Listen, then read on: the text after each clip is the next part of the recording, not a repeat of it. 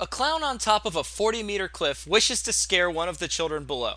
If the child is 25 meters away from the base of the cliff, how fast does the cannon need to shoot him out to have him reach the child? As if physics problems weren't already scary enough, now we've got an evil clown to deal with.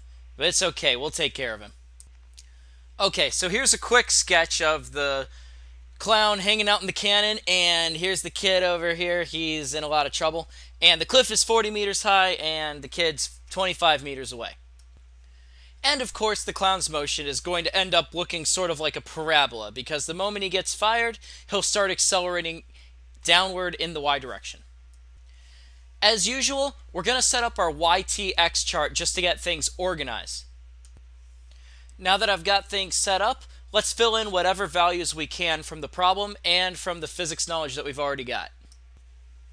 By the way, this time I decided to put a star next to initial velocity in the x because that's what we're after. We want to eventually figure out how fast the cannon had to shoot the clown in order to reach the kid.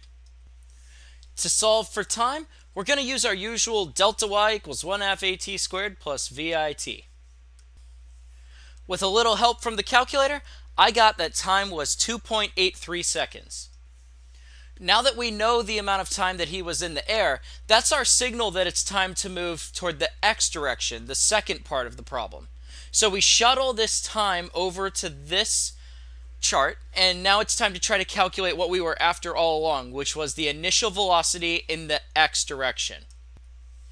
Now in the x direction, the velocity was constant the entire time. Even though we don't know what it is, we know that it never changed because acceleration is 0.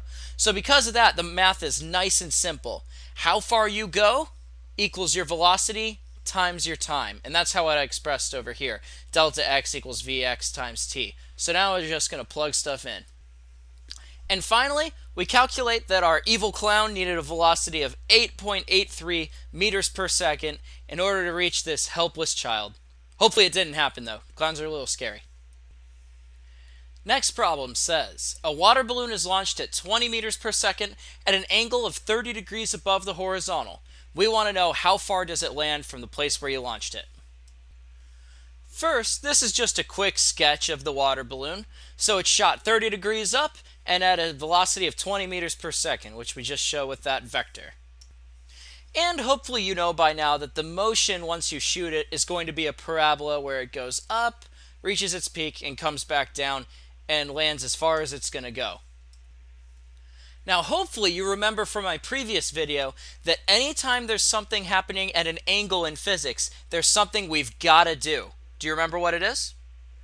We've got to break it into Vx and Vy. We have to break it down into two pieces that are simpler, two manageable problems instead of one complicated problem. Okay, so I drew Vx and Vy and I ran the trig on it. I did 20 times sine of 30 and 20 times cosine of 30. Now we've got to decide which one's which. So you tell me, if we're launching it at a 30-degree angle, is it going more to the right or more up? Which one's going to be greater? It turns out that it got launched more to the right than up. So we put the 17.3 here and the 10 for the velocity in the y. Now that we know more information about the initial launch, we're ready for our YTX chart. But wait, no variables of awesomeness? What's going on here? I actually decided to change things up on this problem because there's a really awesome shortcut that we can do. Now take a look at this. The object was launched up at 10 meters per second, and we know that acceleration is minus 10. So every second that went by, it got 10 slower. So how much time did it take until there was no velocity left to take away? In other words, what was the peak time? The peak time was 1 second, because it took 1 second until there was no velocity left in the y to take away, which means the total time is 2 seconds.